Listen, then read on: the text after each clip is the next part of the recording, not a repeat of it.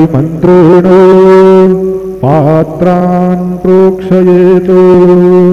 धेनवाः अमृते कृत्यो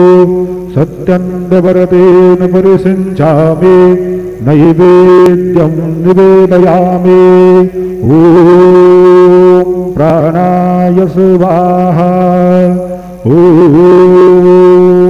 अपानाय स्वाहा ॐ व्यानाय स्वाहा ॐ उदानाय स्वाहा ॐ समानाय स्वाहा ॐ ब्रह्मणे नमः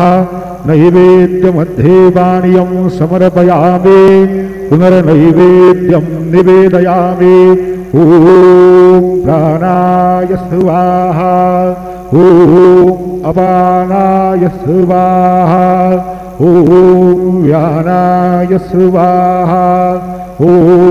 उदानाय स्वाहा ॐ समानाय स्वाहा ॐ ब्रह्मणे नमः नैवेद्यं समर्पयामि